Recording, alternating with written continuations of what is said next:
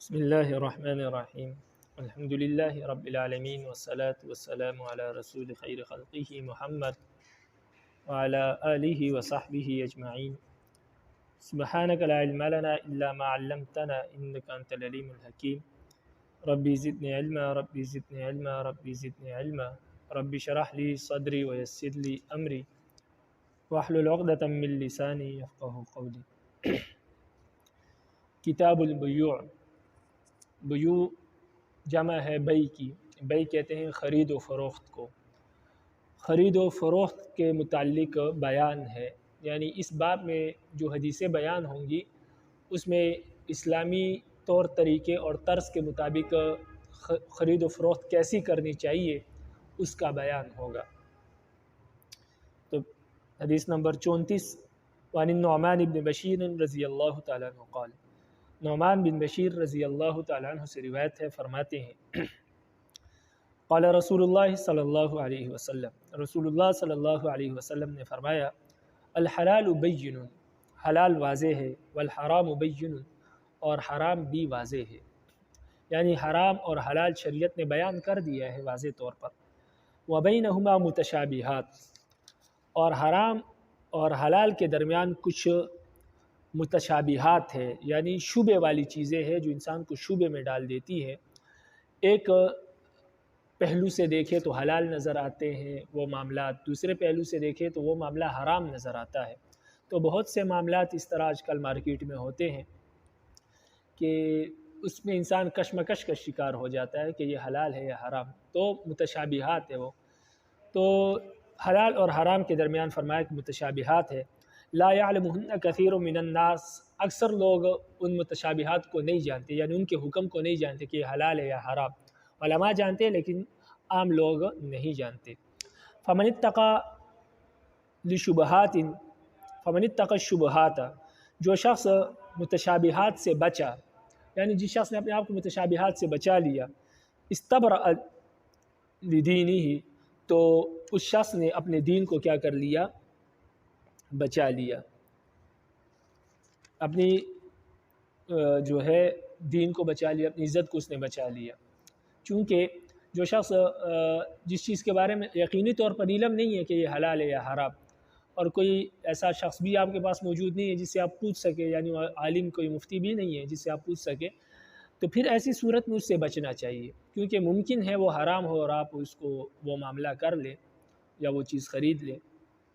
تو اس لیے فرمایا متشابہات سے بچنا چاہیے جب یقینی طور پر علم نہ ہو. ہاں کہیں پر آپ سے مسئلہ پوچھے اور آپ کو کوئی عالم بتا دے، کوئی مفتی بتا دے کہ نہیں یہ چیز حلال ہے، تو پھر کوئی مضائقہ نہیں ہے. لیکن جب تک وہ چیز شبے کے مقام پر ہے، متشابہات میں سے آپ کو علم نہیں ہے یقینی طور پر، اس وقت تک نہ کرے. تو فرمایا جس شخص نے اپنے متشابہات سے بچا لیا اپنے آپ کو، تو اس نے اپنے دین کو محفوظ کر لیا. ومن وقع فی الشبہات وقع فی الحرام، اور جو شخص شبہات میں پڑ گیا، متشابہ چیزوں میں پڑ گیا، متشابہ معاملات اس نے کر لیے، تو وہ حرام میں پڑ جائے گا.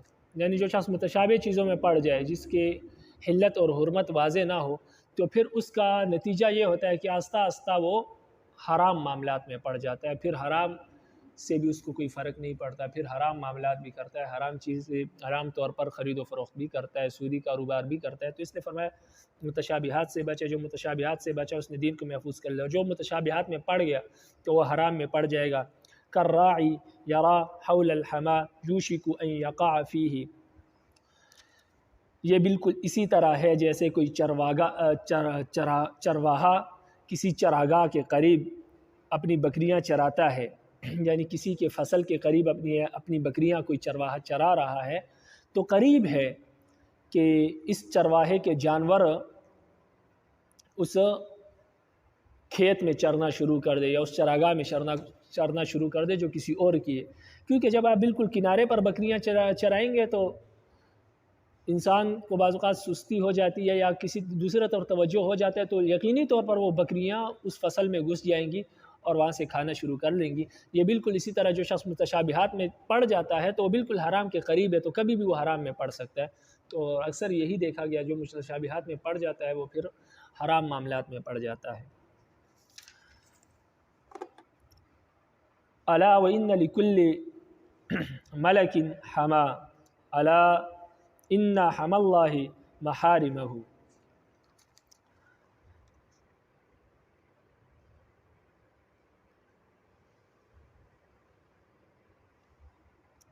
और ख़बरदार हर बादशाह की चरागाह है, और अल्लाह की चरागाह जो है वो उसका जो है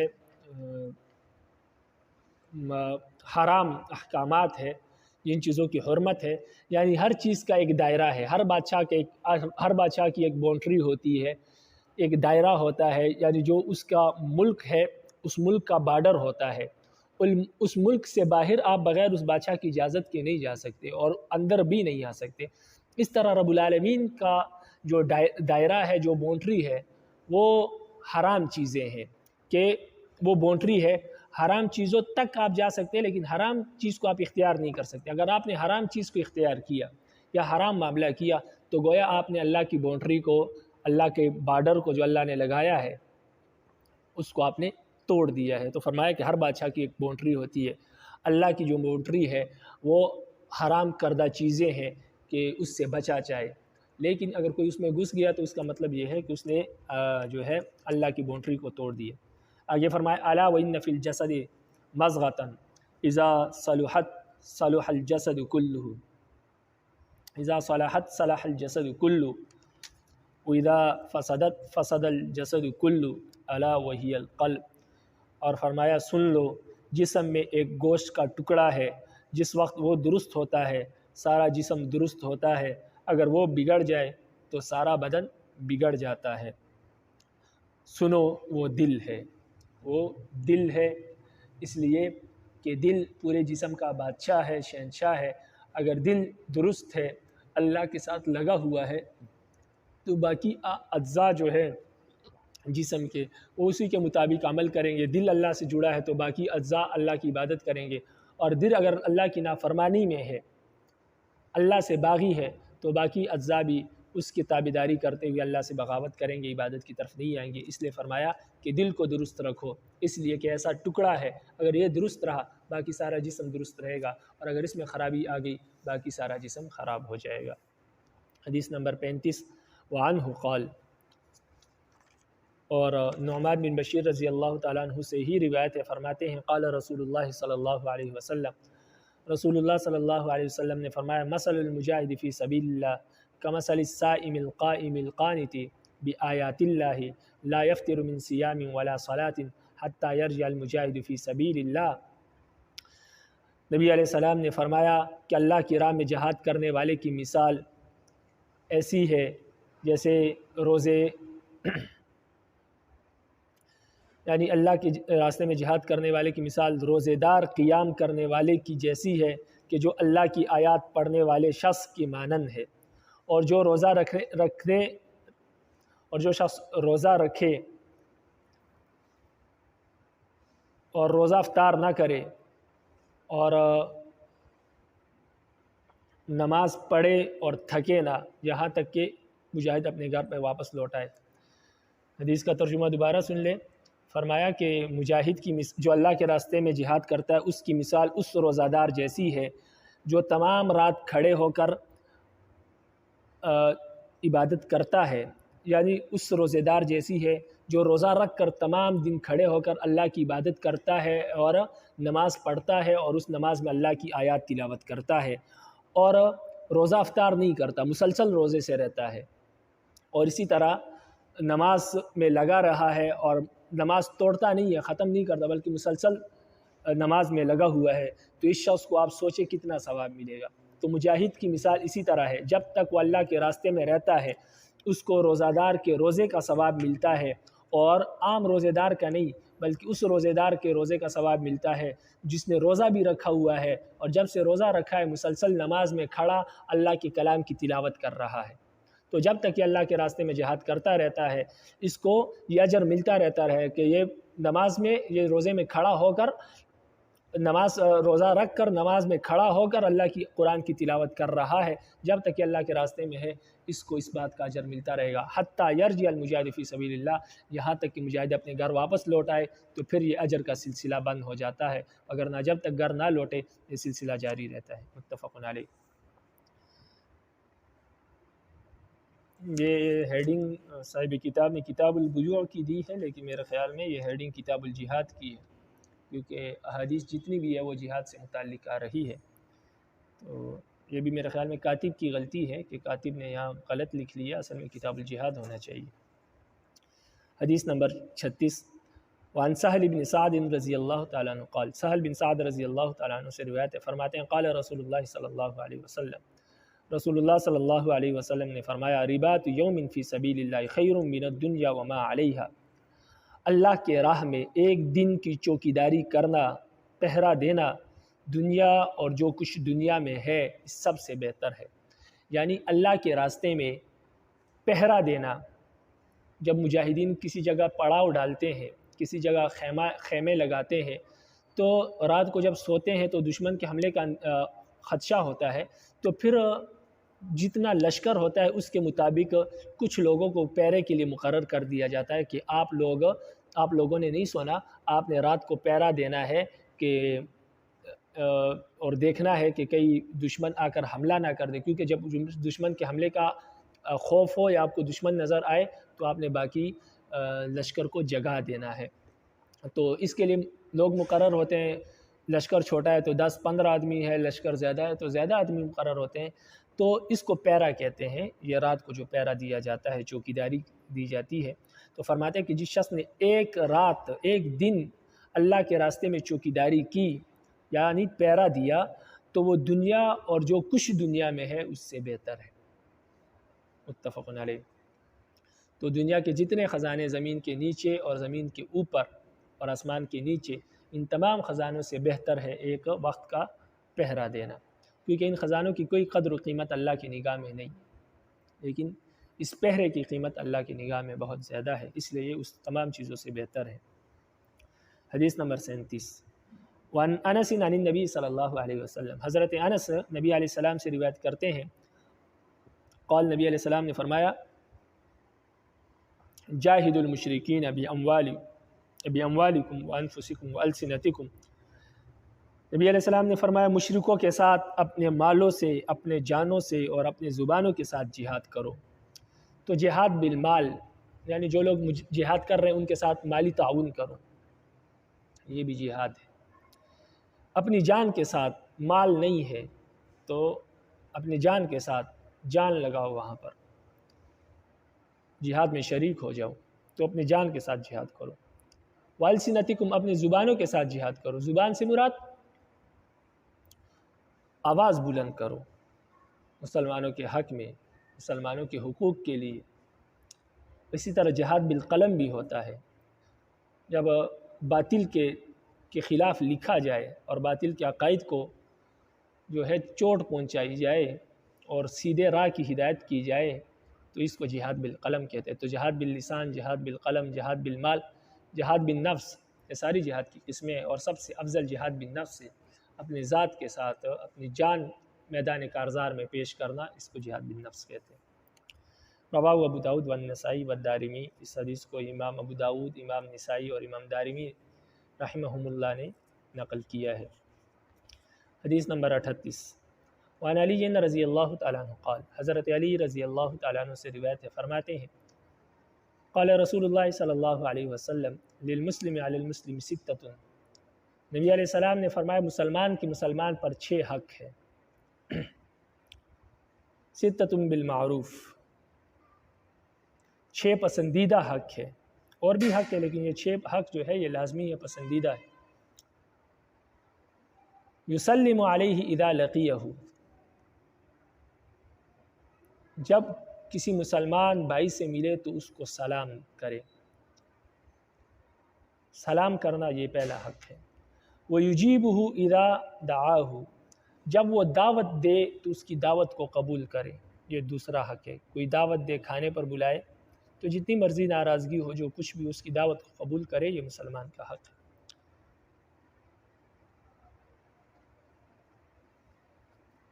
वयमशुतुहु इज़ा आतसा, और जब वो छींके तो इसके छींक का जवाब दे, लेकिन छींक का जवाब तब दे जब वो छींक कर अल्हम्दुलिल्लाह कहे तो आपने यरहमुकल्लाह कहना है, लेकिन अगर वो अल्हम्दुलिल्लाह ना कहे तो फिर आपको जवाब देने की कोई ज़रूरत नहीं है।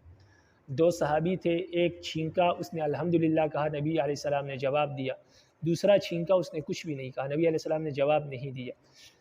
तो उसने पूछा अल्लाह के नबी आपने उसको जवाब दिया, मुझे नहीं दिया। नबी अलैहिस्सलाम ने फरमाया उसने अल्हम्दुलिल्लाह कहा इसलिए मैंने जवाब दिया, आपने नहीं कहा तो आपको मैंने जवाब नहीं दिया। तो अगर अल्हम्दुलिल्लाह कहे छींकने वाला तो आपने जवाब देना, अगर ना कहे तो फिर जवाब देने की ज़रूरत नहीं। तो 3 हक़ हो गए। वयऊदुहु इज़ा मरिज़ा, और जब मुसलमान बीमार हो जाए तो उसकी बीमार पुरसी करना, ये चौथा हक़ है।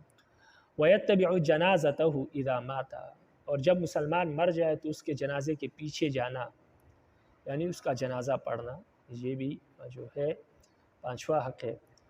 वयुहिब्बु लहु मा युहिब्बु लिनफ्सिही, और छठा हक़ यह है कि जो चीज़ अपने लिए पसंद करते हो वही अपने मुसलमान भाई के लिए पसंद करना। ये 6 हक़ है, यानी जो इज़्ज़त, शराफत, अज़मत अपने लिए पसंद करते हो वो दूसरे मुसलमानों के लिए पसंद करना, ये भी मुसलमान भाई का हक़ है। तो ये 6 हुकूक़ हैं मुसलमानों के। रब्बुल आलमीन हमें इन हुकूक़ को पूरा करने की तौफ़ीक़ नसीब फ़रमाए।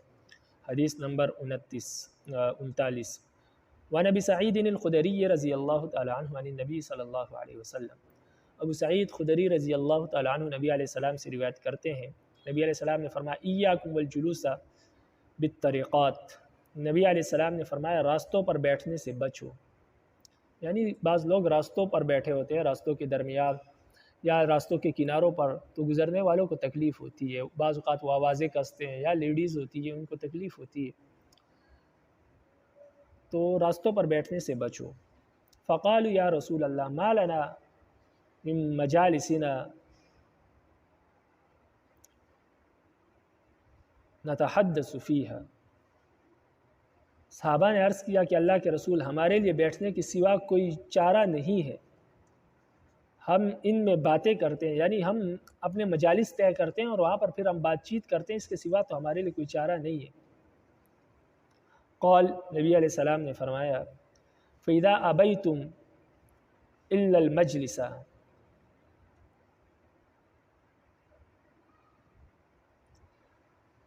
फ़आतु तरीक़ हक़्क़हु, नबी अलैहिस्सलाम ने फरमाया अगर तुमने लाज़मी ही बैठना है रास्तों पर तो फिर यूँ करो कि रास्ते को रास्ते का हक़ दो, कि रास्ते को रास्ते का हक़ दो। रास्ते का हक़ क्या है? रास्ते का हक़ ये है कि आपकी वजह से, आपके बैठने की वजह से रास्ता तंग ना हो। दूसरी बात यह है कि लोग आपके बैठने की वजह से तंग ना हो, उनको तकलीफ़ ना हो, यानी आप ना आवाज़ें कसे, ना बेहुदा फोशगोई करें, बल्कि साइड पर बैठे अपना काम करें। पहली बात तो ये कि बैठे ही ना, अगर ज़रूर बैठना है तो फिर यह है कि रास्ते को रास्ते का हक़ दो, यानी कि रास्ता गुज़रने वालों को आपसे कोई तकलीफ़ ना हो, ना रास्ते के तंग होने की वजह से, ना आपके जुमलों की वजह से, आपकी बातों की वजह से, आपके बैठने की वजह से किसी तरह भी उनको तकलीफ़ ना हो। क़ालू वमा हक़्क़ुत तरीक़ या रसूल अल्लाह, सहाबा ने कहा कि अल्लाह के रसूल रास्ते का हक़ क्या है? क़ाल, नबी अलैहिस्सलाम ने फरमाया ग़ज़्ज़ुल बसरी व कफ़्फ़ुल अज़ा व रद्दुस सलाम, फरमाया रास्ते का हक़ ये है कि अपनी निगाहों को नीचे रखो, यानी कोई औरत हो, लेडीज़ हो, तो आपने अपनी निगाह को झुकाना है अगर आप बैठे हैं तो। वक़फ़ुल अज़ा, और लोगों को ईज़ा नहीं पहुँचानी, तकलीफ़ नहीं पहुँचानी। वरद्दुस सलाम, जो वहाँ से गुज़र रहे हैं उनको सलाम का जवाब देना है, सलाम करना है, और सलाम करे तो सलाम का जवाब दें। वल अम्रु बिल मारूफ़ वन नही अनिल मुनकर, और लोगों को नेकी का हुक्म करना है और बुराई से मना करना है। रास्ते पर बैठ कर ख़ुद बुराई नहीं फैलानी। अगर आप रास्ते पर बैठकर किसी को देख लो कि जो बुराई में मशगूल है या बुरी बातें कर रहा है या गुनाह का काम कर रहा है, तो आप उसको रोकें। कोई गाने बजा रहा है, गाने गा रहा है, कोई और ऐसी बात कर रहा है जो गुनाह के ज़ुमरे में है, तो उसको रोकना है। ऐसा ना हो कि रास्ते पर बैठकर ख़ुद گناہ کے کام شروع کرے، تو اگر یہ کام کر سکتا ہے کوئی تو اس کے لیے راستے کے کناروں پر بیٹھنا درست ہے، وگرنہ تو نہ بیٹھے۔ متفق علیہ۔ باب العطاس والتصاوب، چھینکنے اور جمائی لینے کا بیان، یعنی اس باب میں وہ احادیث بیان ہوں گی جس میں چھینکنے کا حکم اور جمائی لینے کا حکم ہے کہ چھینکا جائے تو کیسے چھینکے اور پھر کیا کہے، اور جمائی لے تو اس صورت میں انسان کو کیا کرنا چاہیے۔ حدیث نمبر 40، عن ابی ہریرہ رضی اللہ تعالی عنہ عن النبی صلی اللہ علیہ وسلم قال، ابو ہریرہ رضی اللہ تعالی عنہ نبی علیہ السلام سے روایت کرتے ہیں کہ نبی علیہ السلام نے فرمایا، ان اللہ یحب العطاس ویکرہ التصاوب، نبی علیہ السلام نے فرمایا اللہ تعالیٰ چھینکنے کو پسند کرتا ہے اور جمائی لینے کو برا سمجھتا ہے، اس لیے کہ چھینک غیر اختیاری طور پر آ جاتی ہے اور اس سے انسان کے پھیپھڑے کھل جاتے ہیں، سانس لینے میں آسانی ہوتی ہے، اور یہ جو جمائی ہے یہ سستی کی وجہ سے آتی ہے، اور سستی میں جب انسان پڑ جاتا ہے تو اس سے عبادت بھی رہ جاتی ہے، ذکر بھی رہ جاتا ہے، تو بہت سے کام اس سے رہ جاتے ہیں، اس لیے رب العالمین کو جمائی پسند نہیں ہے، چھینک پسند نہیں، اس لیے کہ اس سے چستی پیدا ہوتی ہے۔ فَإِذَا عَطَسَ أَحَدُكُمْ وَحَمِدَ اللَّهَ كَانَ حَقًّا عَلَى كُلِّ مُسْلِمٍ سَمِعَهُ أَن يَقُولَ لَهُ يَرْحَمُكَ اللَّهُ، فرمایا جب تم میں سے کوئی شخص چھینکے وحمد اللہ اور اللہ کی تعریف کرے یعنی الحمدللہ کہے، كَانَ حَقًّا عَلَى كُلِّ مُسْلِمٍ سَمِعَهُ، تو ہر اس مسلمان پر جس نے اس کے الحمدللہ کو سنا ہے اس پر یہ حق ہے کہ ان یقول لہ یرحمک اللہ، کہ وہ اس سے کہے اللہ پر رحم کرے، یعنی اس کا جواب دے اور اس کو کہے اللہ پر رحم کرے۔ فَأَمَّا التَّصَاوُبَ فَإِنَّمَا هُوَ مِنَ الشَّيْطَانِ، اور جو جمائی ہے یہ شیطان کی طرف سے ہوتی ہے، اس لیے کہ سستی یہ شیطان کی طرف سے ہوتی ہے۔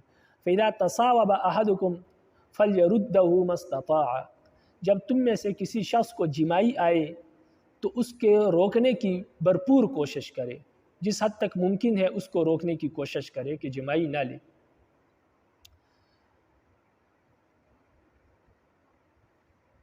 فَإِنَّ أَحَدَكُمْ إِذَا تَصَاءَبَ ضَحِكَ مِنْهُ الشَّيْطَانُ، اس لیے کہ جب تم میں سے کوئی شخص جمائی لیتا ہے تو شیطان اس کو دیکھ کر ہنستا ہے، اس پر ہنستا ہے، اس لیے شیطان کو ہنسنے کا موقع نہیں دینا، اس لیے جمائی آئے تو اس کو روکنے کی کوشش کرے، اگر تب بھی نہ رکے تو پھر بایاں ہاتھ الٹا کر کے اپنے منہ پر رکھ دینا چاہیے، اس لیے کہ دوسری حدیث میں آتا ہے کہ شیطان جب آپ منہ کھولتے ہیں شیطان اندر داخل ہو جاتا ہے۔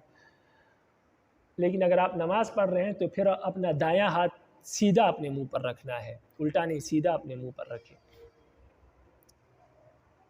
رواہ البخاری وفی روایت مسلم، اور امام مسلم کی روایت میں ہے کہ فَإِنَّ أَحَدُكُمْ إِذَا هَا ضَحِكَ الشَّيْطَانُ مِنْهُ، امام مسلم کی روایت میں ہے کہ جس وقت جمائی لیتے ہوئے تم میں سے کوئی شخص ہا کرتا ہے، کیونکہ جمائی لیتے ہوئے ہا کی آواز نکلتی ہے، تو اس وقت شیطان انسان کو دیکھ کر ہنستا ہے، اس لیے جمائی نہیں لینی چاہیے۔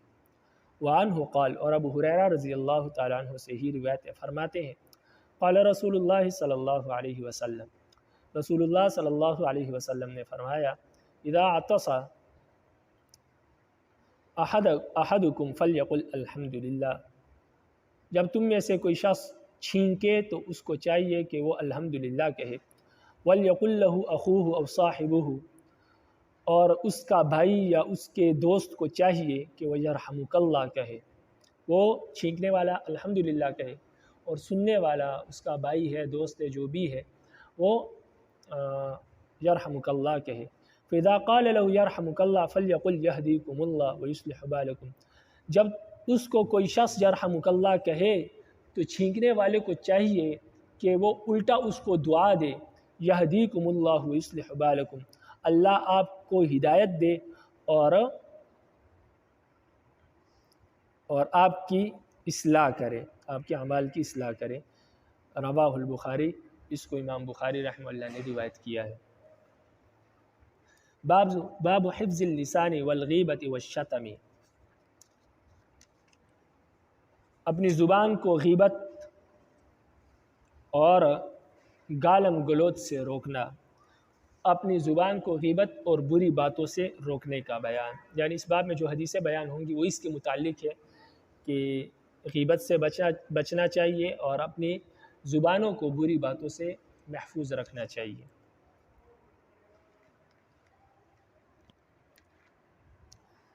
عن سہل بن سعد رضی اللہ تعالیٰ عنہ قال، سہل بن سعد رضی اللہ تعالیٰ عنہ سے روایت ہے، فرماتے ہیں قال رسول اللہ صلی اللہ علیہ وسلم، رسول اللہ صلی اللہ علیہ وسلم نے فرمایا من یضمن لی ما بین لحیتیہ وما بین رجلیہ ازمن لہ الجنہ۔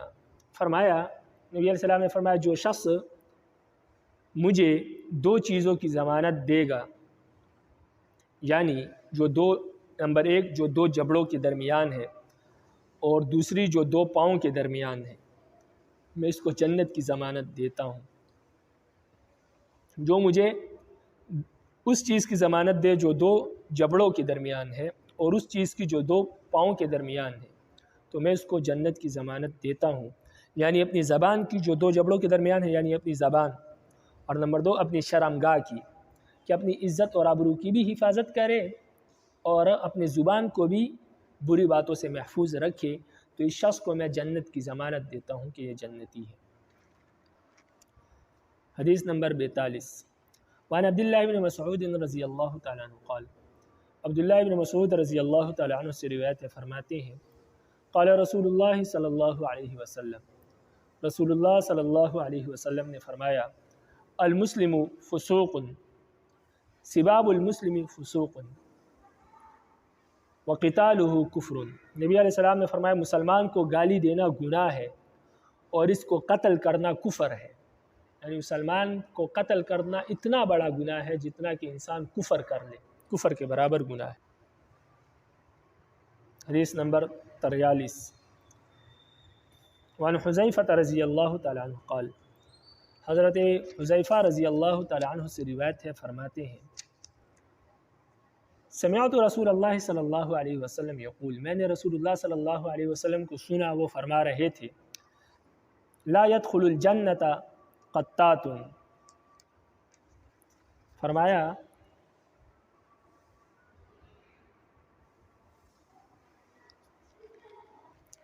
نبی علیہ السلام نے فرمایا کہ جھوٹا جنت میں داخل نہیں ہوگا، یہ احسان جتلانے والا، اور ایک روایت میں ہے کہ نمام، اس سے مراد غالباً جھوٹا ہے کہ جھوٹا جنت میں داخل نہیں ہوگا۔ وعن عبداللہ بن مسعود رضی اللہ تعالیٰ عنہ قال، عبداللہ بن مسعود رضی اللہ تعالیٰ عنہ سے روایت ہے، فرماتے ہیں قال رسول اللہ صلی اللہ علیہ وسلم، رسول اللہ صلی اللہ علیہ وسلم نے فرمایا علیکم بالصدق، آپ پر لازم ہے کہ آپ سچ بولو، یعنی سچائی کو لازم پکڑو۔ فإن الصدق یہدی الی البر، اس لیے کہ سچائی نیکی کی طرف رہنمائی کرتی ہے۔ وإن البر یہدی الی الجنہ، اور نیکی جنت میں لے جانے والی ہے۔ یعنی سچ بولے، سچ آپ کو نیکی کی راہ دکھلائے گا اور نیکی آپ کو جنت میں لے جائے گی۔ وما يزال الرجل يصدق ويتحرى الصدق حتى يكتب عند اللہ صدیقا، فرمایا کہ آدمی مسلسل سچ بولتا رہتا ہے اور سچ ہی سوچتا ہے، سچ بولتا ہے اور سچ ہی سوچتا ہے، یہاں تک کہ وہ اللہ کے ہاں صدیق لکھا جاتا ہے۔ یعنی لوح محفوظ میں اس کا نام صدیق پڑ جاتا ہے، اس کا نام وہاں پر صدیق لکھا جاتا ہے۔ اور وَإِيَّاكُمْ وَالْكِذْبَ، فرمایا کہ جھوٹ سے بچو۔ فَإِنَّ الْكِذْبَ يَهْدِي إِلَى الْفُجُورِ، اس لیے کہ جھوٹ جو ہے انسان کو گناہ کی طرف لے جاتا ہے۔ وَإِنَّ الْفُجُورَ يَهْدِي إِلَى النَّارِ، اور گناہ انسان کو جہنم میں لے جاتا ہے۔ وَمَا يَزَالُ الرَّجُلُ يَكْذِبُ وَيَتَحَرَّى الْكِذْبَ، اور انسان مسلسل جھوٹ بولتا ہے اور جھوٹ ہی سوچتا رہتا ہے۔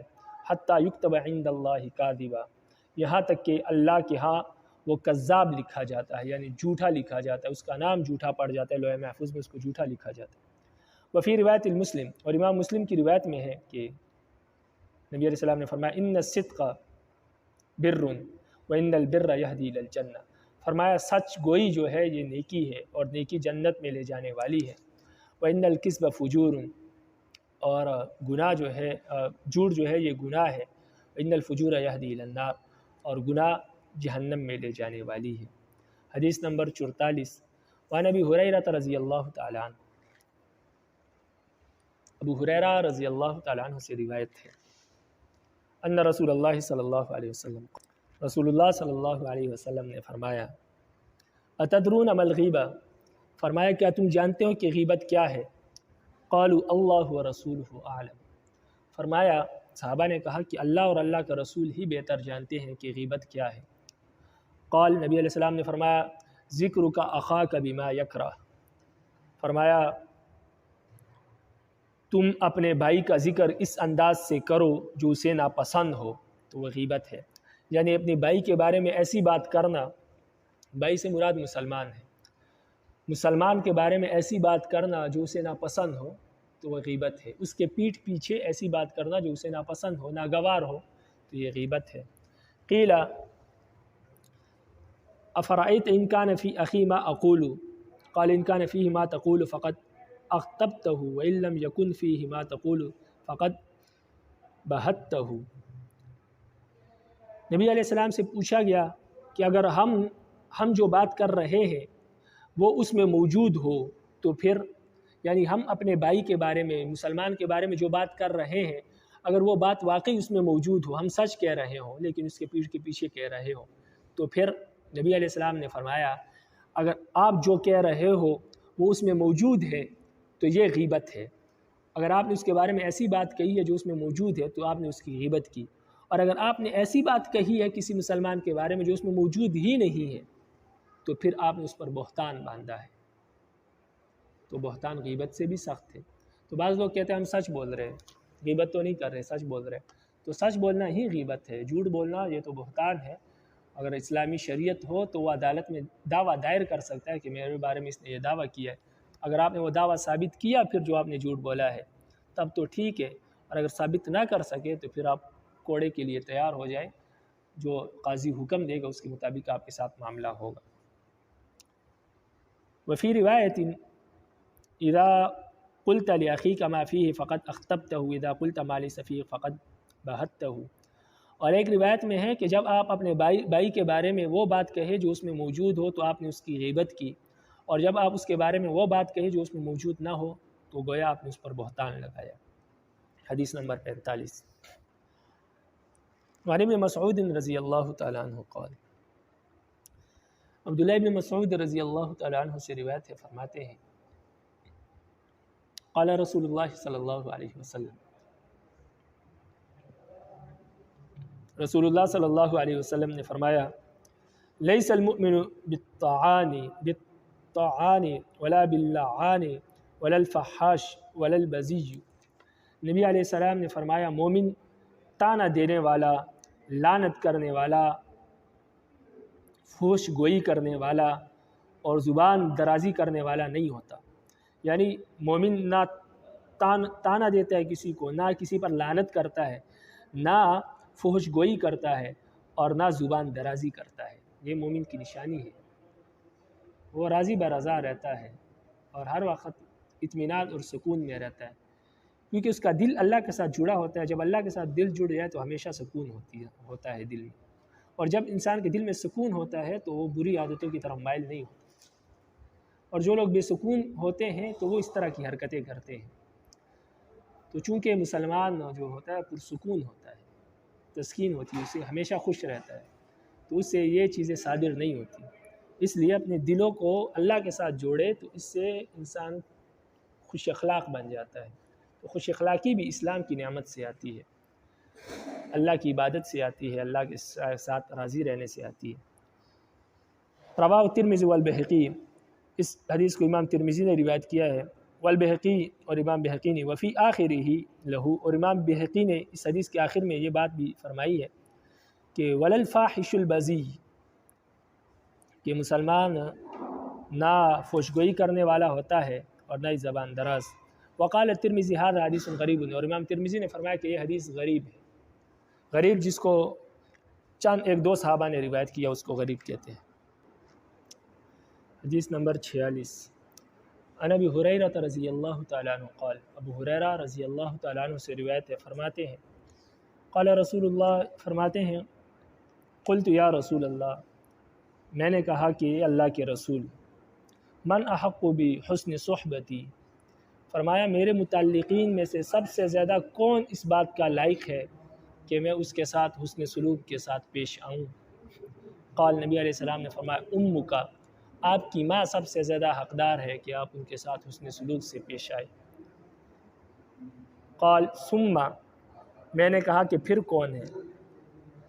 ثم من؟ قال امک، فرمایا کہ آپ کی ماں۔ قال ثم من، پھر میں نے کہا کہ پھر کون ہے؟ فرمایا امک، آپ کی ماں ہے۔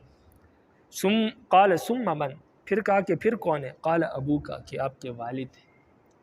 یعنی حقوق کے 4 حصے کیے جائیں تو 3 حصے پہلے ماں کے ہیں، چوتھے نمبر پر والد کا نمبر آتا ہے۔ تو گویا کہ اپنے اوقات میں سے بھی 3 حصے ماں کو دیے جائیں، 1 حصہ باپ کو، یہ حق ہے اپنے مال میں سے، باقی چیزوں میں سے۔ باقی تو مال تو جو شریعت نے مقرر کیا ہے، لیکن اپنے طور پر جو حسن سلوک کرنا ہے آپ نے، تو اس میں 3 حصے ماں کے ہیں، 1 حصہ والد کا۔ وفی روایت، اور ایک روایت میں ہے قال امک، فرمایا آپ کی ماں، ثم امک، پھر آپ کی ماں، ثم امک، پھر آپ کی ماں، ثم ابوک، پھر آپ کے والد۔ لیکن یہ بات بھی یاد رکھیں کہ ماں کے بعد پھر سب سے بڑا حق والد کا ہے، اور ہم لوگ والد کو کچھ شمار ہی نہیں کرتے۔ دوستوں کے بعد بھی کہیں والد کا نمبر آتا ہے، اور بعض لوگوں کے ہاں تو والد کا نمبر ہے ہی نہیں۔ فرمایا آپ کے والد۔ ثم ادناک، ثم ادناک، والد کے بعد پھر تیرے قریبی رشتہ دار اور قریبی عزیز جو ہے ان کا نمبر آتا ہے کہ ان کے ساتھ آپ حسن سلوک رکھیں۔ متفق علیہ۔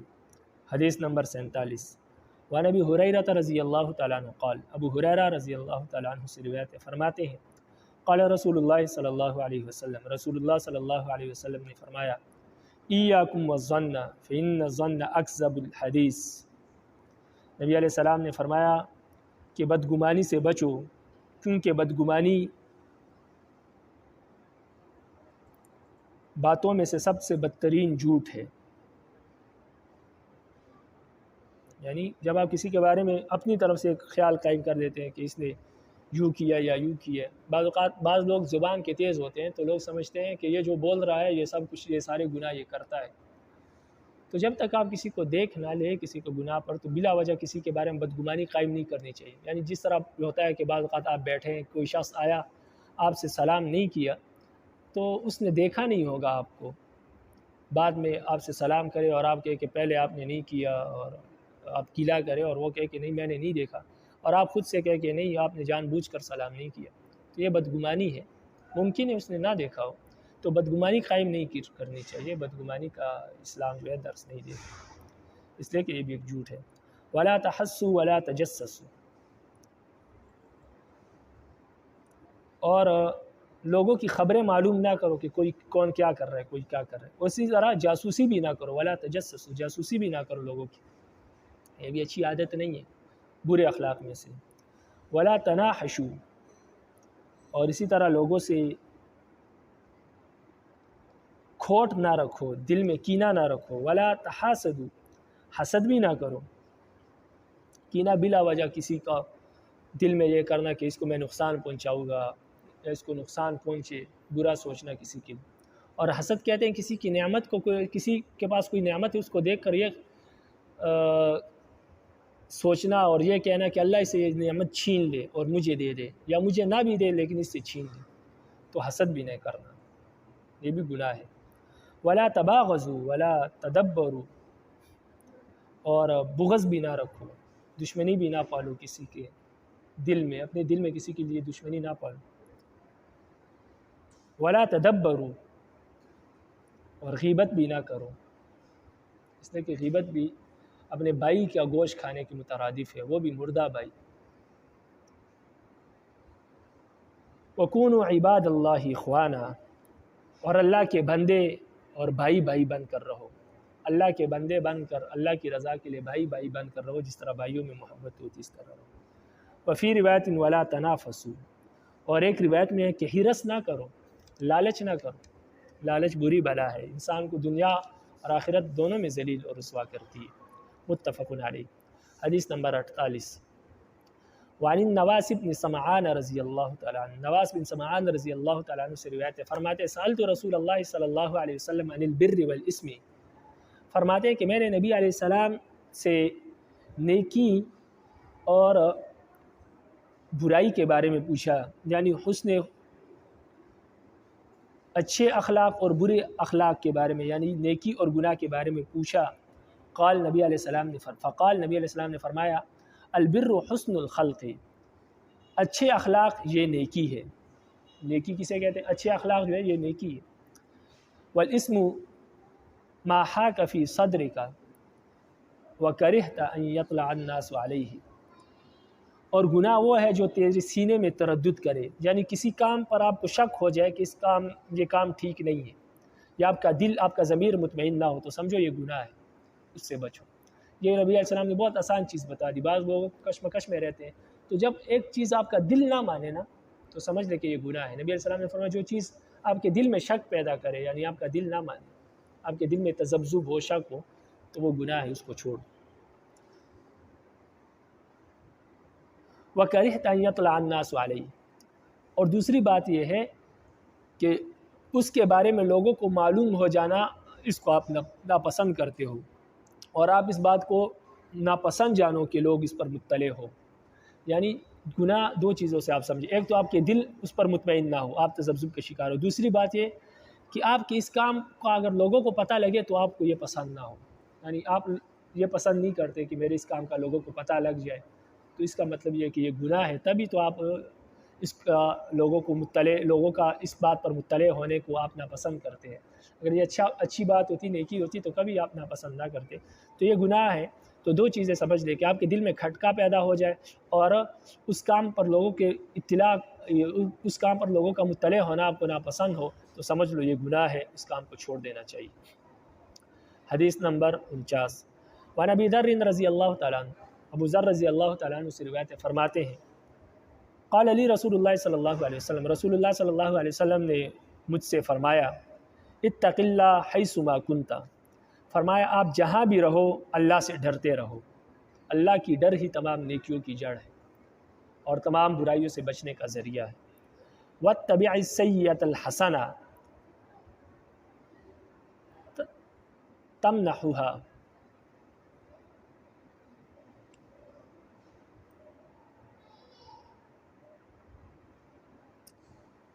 اور فرمایا کہ برائی کے بعد نیکی کر لینا تاکہ یہ نیکی اس برائی کو مٹا دے، یعنی جب آپ سے برائی سرزد ہو جائے تو اس کے بعد کوئی نیکی بھی ضرور کر لو، چونکہ اس نیکی کی برکت سے وہ برائی اللہ نام اعمال سے مٹا دیں گے۔